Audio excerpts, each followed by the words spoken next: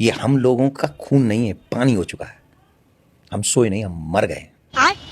ये हिंदू धर्म को नष्ट करने के लिए, उनको भ्रष्ट करने के लिए, उनके जीवन यात्रा को बर्बाद करने के लिए ये षड्यंत्र है कि उनको गऊ की चर्बी खिलाई गई। आजकल जैसे अभी यूथ का दौर चल रहा है, मैं आपको देखता हूं, आप धार्मिक बच्चों को जगाने का काम भी करते हैं, उन्हें समझाने का काम भी करते हैं, लॉजिकल रीजनिंग भी देते हैं। अब एक समस्या महाराज जी आजकल हो गई है, जो कई बार लोग हमसे भी कहते हैं, कैसे पहचाने कि किसको सुने। हर आदमी टीवी बोल रहा है, हर आदमी सोशल मीडिया जा रहा है, हर आदमी ज्ञान दे रहा है, और अब तो ऐसा लगता है जो जितना बड़ा ठिठलोई करता है उतना बड़ा बाबा। क्योंकि मेरे मन में आ गया तो मैंने बोल दिया। और मेरे मन में कब आ गया? जब मेरे सामने पब्लिक बहुत थी। मेरे सामने पब्लिक बहुत है ना। अब तो मैं हूं ईश्वर। ईश्वर तो होगा कहीं होगा, मैंने देखा ही नहीं मैंने। अबे साले तभी कि हम उस विषय को यूथ को बताएं या समाज को बताएं, वो गलत दिशा में न जाए, इस विषय को समझना। अस्सलाम वालेकुम। तो क्या हाल है भाई? आ चुके हैं एक और वीडियो के साथ आपके सामने। तो भाई वीडियो के आखिर तक बने रहना, वीडियो बिल्कुल भी स्किप मत करना, और जिन्होंने अभी तक वीडियो लाइक नहीं करा वो लाइक करें, और जो चैनल पर नया हो सब्सक्राइब कर लो ताकि आने वाली वीडियो आपको मिलती रहे। तो चलिए वीडियो शुरू करते हैं। फिर मेरे मन में एक सवाल आता है, आजकल जितने बाबा लोग हैं उनमें भी कंपटीशन हो गया रील को लेके, सब रील वाले बाबा बने। एक बार मैं मलुकपीठ वाले महाराज जी जो हमारे वृंदावन में हैं, उनको सुन रहा था कि हमेशा अगर ईश्वर को पाने की इच्छा हो तो प्रामाणिक लोगों के मुख से पुराणों की कथा सुने। और पुराणिक लोगों की प्रामाणिक कथा सुनेंगे तो क्या होगा? आपको जो चीज मिलेंगी ना, वो जो लिखा है पुराण में वो मिलेंगी। आपको वो नहीं मिलेंगी जो उनके मन में आया और बोल दिया। आजकल जैसे अभी यूथ का दौर चल रहा है, मैं आपको देखता हूं, आप धार्मिक बच्चों को जगाने का काम भी करते हैं, उन्हें समझाने का काम भी करते हैं, लॉजिकल रीजनिंग भी देते हैं। अब एक समस्या महाराज जी आजकल हो गई है, जो कई बार लोग हमसे भी कहते हैं, कैसे पहचाने कि किसको सुने। हर आदमी टीवी बोल रहा है, हर आदमी सोशल मीडिया जा रहा है, हर आदमी ज्ञान दे रहा है, और अब तो ऐसा लगता है जो जितना बड़ा ठिठलोई करता है उतना बड़ा बाबा। क्योंकि मेरे मन में आ गया तो मैंने बोल दिया। और मेरे मन में कब आ गया? जब मेरे सामने पब्लिक बहुत थी। मेरे सामने पब्लिक बहुत है ना। अब तो मैं हूं ईश्वर। ईश्वर तो होगा कहीं होगा, मैंने देखा ही नहीं मैंने। अब तो ईश्वर मैं हूं क्योंकि मेरे सामने पब्लिक बहुत है। इसकी माँ का भोला। और उस कंडीशन में ये संभाल पाना अपने आप को, और फिर वही बोलना, यही प्रामाणिक संतों का काम है, धर्माचार्यों का काम है कि हम उस विषय को यूथ को बताएं या समाज को बताएं, वो गलत दिशा में न जाए, इस विषय को समझना बहुत। फिर मेरे मन में एक सवाल आता है, आजकल जितने बाबा लोग हैं उनमें भी कंपटीशन हो गया रील को लेके, सब रील वाले बाबा बन गए कि ऐसा वीडियो बनाए जो वायरल हो जाए। और बहुत सारा ऐसा, एक दो नहीं, बहुत सारे कंपटीशन बढ़ गया है। फिर वो भीड़ दिखाते हैं कि देखो जितनी भीड़ आई है, ये प्रमाण है कि असली ज्ञान हम ही दे रहे हैं।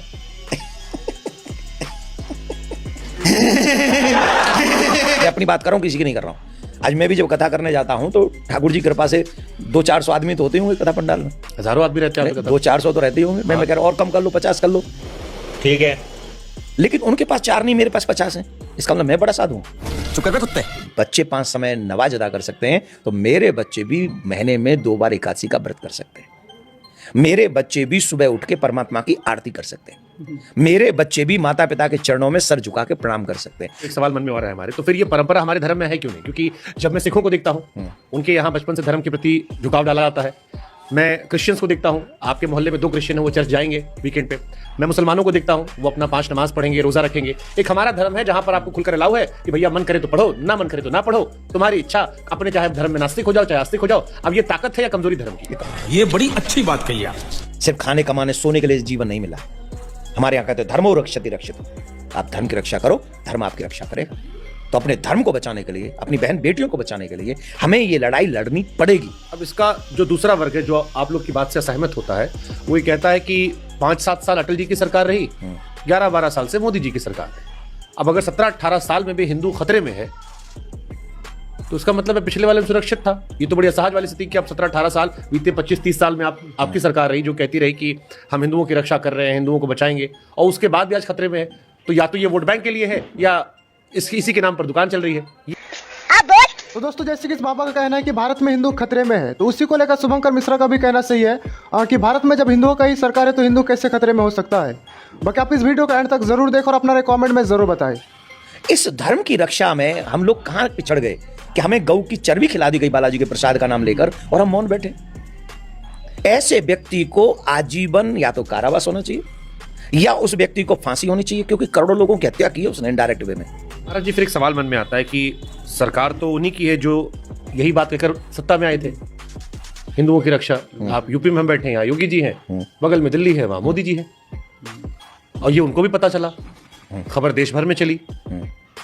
तो फिर जो हिंदुओं की सरकार है, फिर वो क्यों उसका प्रतिशोध नहीं कर पाई? आप लोग तो मिलते रहते हैं, आप लोगों ने पूछा नहीं कभी? नहीं, मैं आपसे योगी जी मोदी जी से इस प्रकार की बचकाना बातें किसी के गले नहीं उतरती, लोग मजाक उड़ाते। मैं आपसे योगी जी से, मोदी जी से। मैं देखो बहुत कम मिलता हूँ, और जब मिलता हूँ भगवान कृपा करे।